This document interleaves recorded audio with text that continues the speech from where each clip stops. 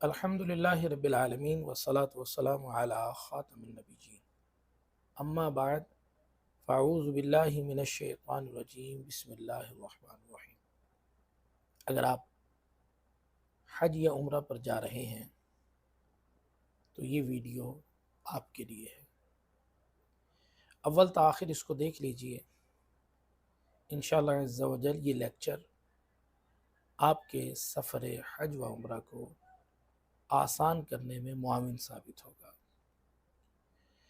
دیکھیں، یاد رکھیں، آپ جس سفر پر جا رہے ہیں اس سے پہلے اس سفر کی تیاری کرنی ہے۔ اگر آپ ایسا کریں گے تو یہ سفر نہ صرف آپ کے لیے آسان ہو جائے گا بلکہ آپ عبادت کا ذوق بھی پائیں گے، عبادت کی لذت پائیں گے۔ کچھ عادات آپ کو عرض کرتا ہوں جو آپ حج پر روانہ ہونے سے پہلے اپنا لیجئے۔ انشاءاللہ الکریم یہ عادات آپ کو سفر حج و عمرہ پر بہت معاون ثابت ہوں گے۔ سب سے پہلے جو عادت آپ کو بنانی ہے وہ ہے پیدل چلنے کی عادت۔ اب پیدل چلنے میں بھی دو طرح کے معاملات ہیں۔ ایک تو پیدل چلنا ہوائی چپل پہن کر۔ بعض ہمارے عازمین حج پیدل چلتے تو ہیں لیکن بوٹ پہن کر۔ جب وہ پاکستان میں چلتے ہیں 2 کلومیٹر 3 کلومیٹر تو وہ بوٹ پہن کر واک کرتے ہیں۔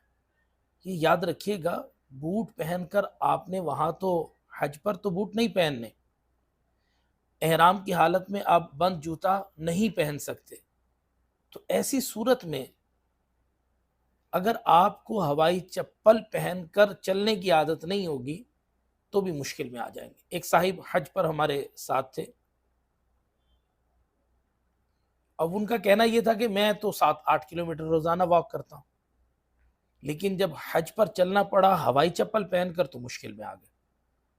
کہنے لگے اوہو، میں تو واک کرتا تھا بوٹ پہن کر اور یہاں چلنا پڑ رہا ہے ہوائی چپل پہن کے۔ تو پیدل چلنے کی عادت ڈالیے، روزانہ جو آپ واک کریں ہو سکے تو ہوائی چپل پہن کر کریں، تاکہ حج کے ایام میں جب آپ احرام کی حالت میں ہوں گے آپ نے ہوائی چپل پہن رکھی ہوگی تاکہ آپ کو اس وقت مشکل نہ ہو۔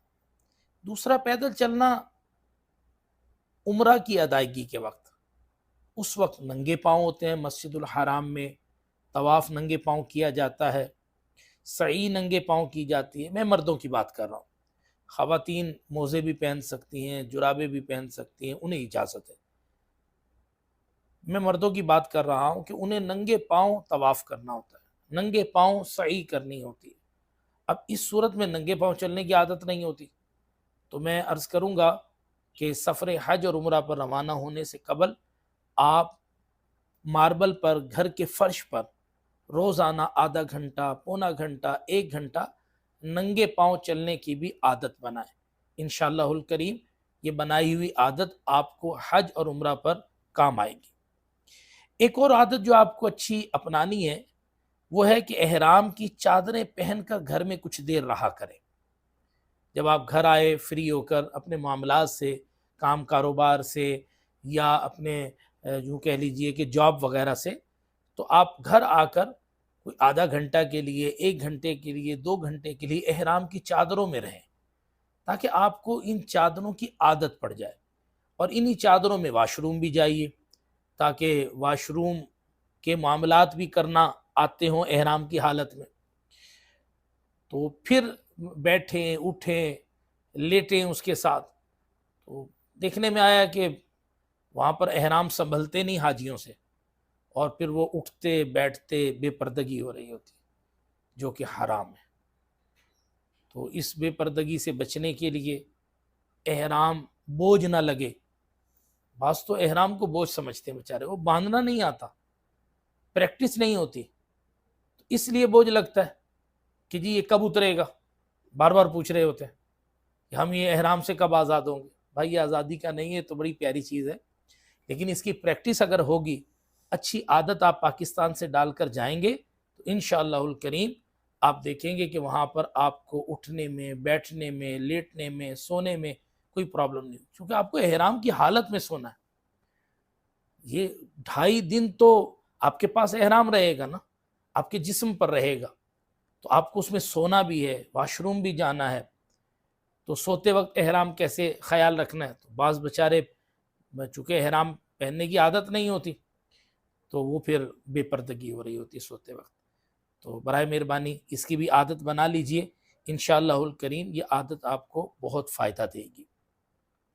کم کھانے کی عادت بھی بنائیں، پاکستان سے ہی بنائیں، اپنے ملک سے ہی بنائیں، کہ یہ عادت بھی بہت مفید رہے گی انشاءاللہ سے، کہ اس عادت سے، کم کھانے کی عادت سے آپ چست رہیں گے اور اکثر باوضو رہ سکیں گے، ورنہ پھر زیادہ کھانے کی صورت میں آپ کو پتہ ہے کہ پھر واش روم کے چکر لگانے پڑیں گے اور وہاں لمبی لمبی لائنیں لگی ہوتی ہیں، رش ہوتا ہے، لاکھوں لوگ ہوتے ہیں۔ تو میری آپ سے گزارش یہ ہے کہ یہیں سے کم کھانے کی عادت بنائیں، نگاہیں جھکائیں رکھنے کی عادت بنائیں، پریشان نظری سے بچیں۔ یہ یاد رکھیے گا، وہاں پر اللہ کی بندیاں اللہ کے حکم سے بے پردہ ہوتی ہیں، چہرے کا پردہ نہیں ہوتا۔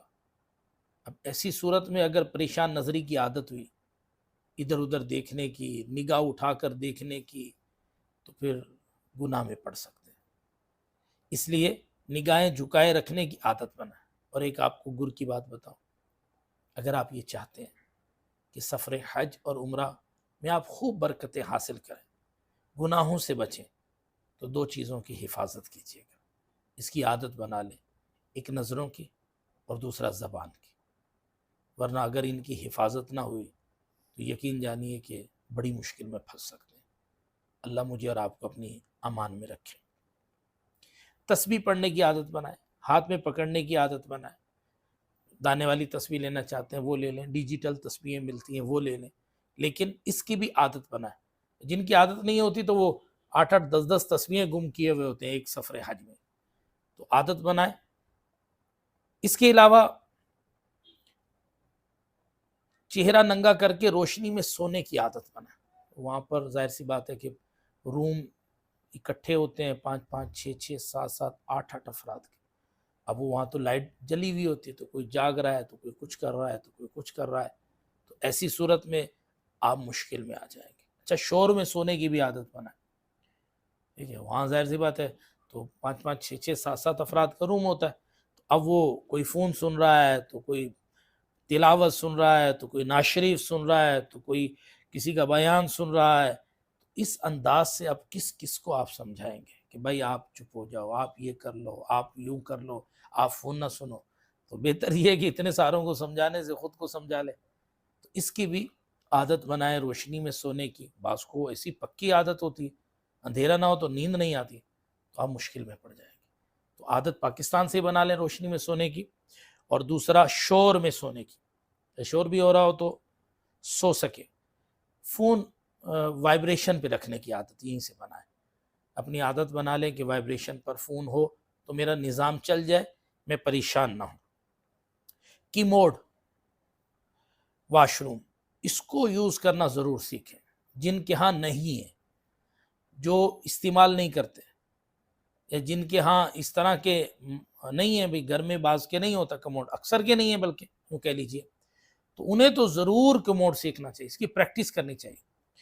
اور اس میں جو بہت اہم بات ہوتی ہے وہ یہ کہ جب آپ یوز کر لیں کی بورڈ، اس کے بعد بھی اس کو واش کر کے جانا ہوتا ہے، ورنہ تو پھر نظام عجیب و غریب ہو جاتا ہے۔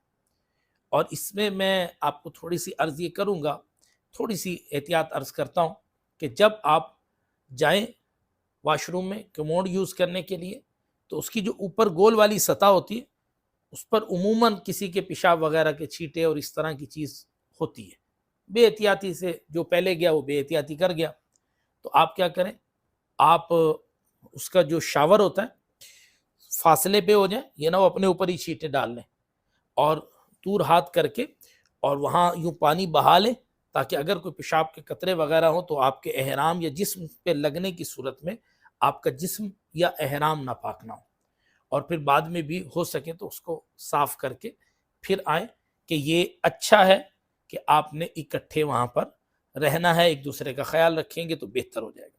اچھا دھوپ میں چلنا پڑے گا، حج بھی گرمی کا آ رہا ہے تو ہلکا پھلکا کوشش کریں پاکستان میں بھی دھوپ میں چلنے کے حوالے سے، تاکہ آپ کو عادت ہو، پریکٹس ہو، آپ پریشان نہ ہوں۔ خمیری روٹی عرب شریف میں ملتی ہے، نان وغیرہ ملتے ہیں، تو اس کو کھانے کی عادت بنائیں۔ ایسا نہ ہو کہ آپ کا پیٹ ہی خراب ہو جائے، اب ایک دم سے آپ کا مینیو چینج ہو اور آپ کا پیٹ خراب ہو جائے۔ تو یہیں پاکستان سے عادت بنائیں اس طرح کی روٹی وغیرہ کھانے کے حوالے سے، نان ہوا تو خمیری روٹی اس انداز کی ملتی ہے۔ اچھا ایک میں آپ کو عرض کروں، آپ یہ چاہتے ہیں نا کہ سفر حج آسان ہو جائے، تو میں آپ کو کہوں گا کہ آپ آج ہی سے لگژری لائف چھوڑ دیجیے، لگژری لائف چھوڑ، سادہ غذائیں، سادہ لباس، سادگی اپنا لیں۔ انشاءاللہ عز و جل یہ عادت آپ کو سفر حج پر آسانیاں پیدا کر دے گی، آپ مشکلات سے بچ جائیں گے۔ کھڑے ہونے کی عادت بھی بنائیں، وہاں پر بعض اوقات بہت گھنٹے کھڑے ہونا پڑتا ہے، اور کوشش یہ کریں کہ کم سونے اور زیادہ جاگنے کی عادت بنائیں، کہ یہ عادت بھی انشاءاللہ عز و جل آپ کو بہت فائدہ دے گی۔ تلبیہ تو پڑھنا تو خیر وہیں جا کر ہے، لیکن اس کی پریکٹس یہیں سے کریں، اور کوشش یہ کریں کہ اپنی لائف کو اب سادہ بنا لیں، لگژری لائف چھوڑ دیں، آسان لائف بنا لیں۔ اس سفر میں آپ کو پاکستان سے ایک اور بھی عادت بنا کر جانی ہے، وہ ہے ایکسیلیٹر پر سفر کا انداز، جسے برقی سیڑھیاں بھی بولتے ہیں۔ دیکھیں مسجد الحرام میں یا مسجد نبوی علیہ صاحبہ الصلاۃ میں، مسجد میں جانے کے لیے مسجد الحرام میں اور تمام واش رومز میں ایکسیلیٹر لگے ہوئے ہیں، برقی سیڑھیاں لگی ہوئی ہیں، چلنے والی سیڑھیاں لگی ہوئی ہیں۔ اب اگر خدا نہ خواستہ اس کی پریکٹس نہ ہوئی تو مشکل میں آ جائیں گے، اور بالخصوص بوڑھی خواتین، بوڑھے مرد، وہ تو بچارے آزمائش میں آ جاتے ہیں۔ کئی حادثات دیکھنے کو ملے، خواتین کے برقعے پھنس جاتے ہیں۔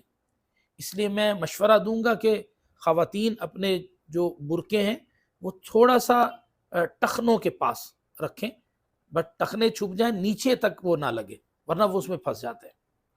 اچھا اس کی پریکٹس باقاعدہ کریں گے تو یہ ہوگا، ایسے نہیں ہوگا۔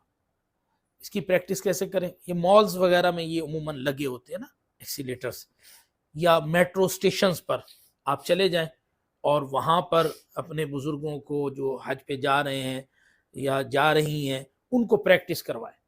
انشاءاللہ الکریم یہ عادت بھی انہیں فائدہ دے گی، حادثات سے بچائے گی اور سفر کو آسان کرے گی۔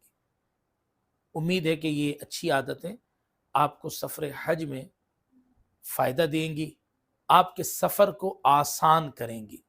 دوسری میری گزارش یہ ہے کہ آپ کے جو گروپس بنے ہوئے ہیں، حاجیوں کے گروپس بنے ہوئے ہیں، آپ اس میں اس ویڈیو کو سینڈ کریں تاکہ یہ دیگر حجاج کرام کے بھی کام آ سکے، اور ہو سکے تو میرے یوٹیوب چینل کو سبسکرائب کر لیں، جو کہ نوٹ کمانے کے لیے نہیں بنایا ہوا، ثواب کمانے کے لیے بنایا ہوا ہے، تاکہ یہ دیگر حجاج کرام تک یہ ویڈیو پہنچیں، اور آپ تک بھی جو نئے لیکچرز حج عمرہ کے حوالے سے آنے ہیں وہ آپ کو بر وقت ملتے رہے۔